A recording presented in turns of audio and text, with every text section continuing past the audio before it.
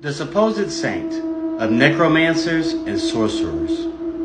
The saint who conjured demons, communed with the dead, and communed with the devil.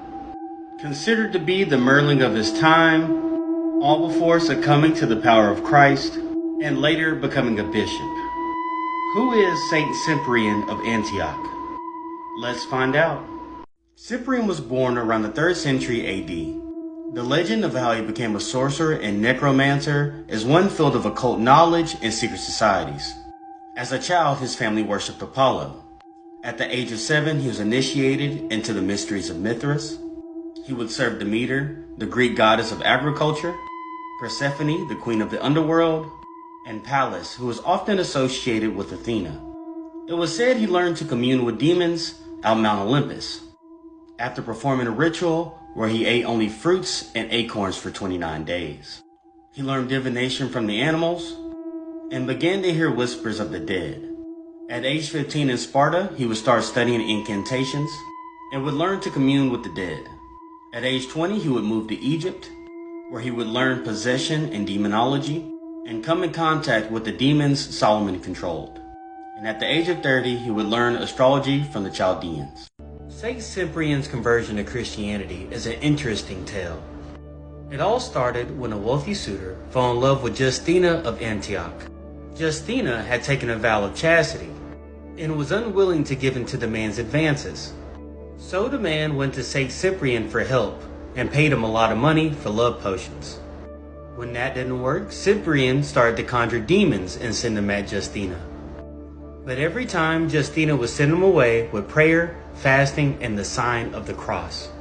Cyprian would even go as far to enlist Lucifer for his help.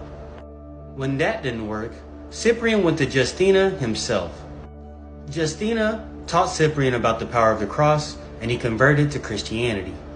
The two became great friends, and Cyprian would eventually become a deacon and later the bishop of Antioch. The two would even be martyred together, but we'll talk about that later. St. Cyprian of Antioch would eventually lose his life for his faith. Not long after St. Cyprian of Antioch became a bishop, Emperor Diocletian would start a brutal persecution of Christians. He began to capture Christians and torture them to get them to renounce their faith. In September of 304, St. Cyprian and St. Justina would be captured and taken to Damascus to be tortured. The two would be tortured for days on end, but neither renounced their faith.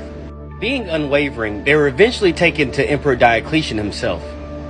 Diocletian ordered the two of them to be beheaded, and the deed was done on the banks of the Gallus River.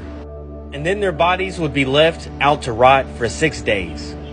Afterwards, Christians would take their bodies to Rome, and they would eventually be entombed at Constantine's Basilica.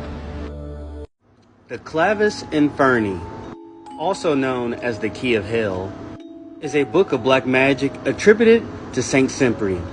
The original text was published around 1810, but it is filled with inscriptions dating back to 1717. The text was written originally in Latin and Hebrew and contains an alphabet cipher attributed to Agrippa. It contains a section on alchemy and astrology, and is filled with divination, love spells, exorcisms, invoking one's guardian angel, and animal magnetism. It also shows how to conjure the 4 kings of hell: Mammon, the king of the south; Eucrus, the king of the east; Egan, the king of the north; and Paimon, the king of the west. The text is grounded in the Kabbalah and the Bible, and its true origins are unknown.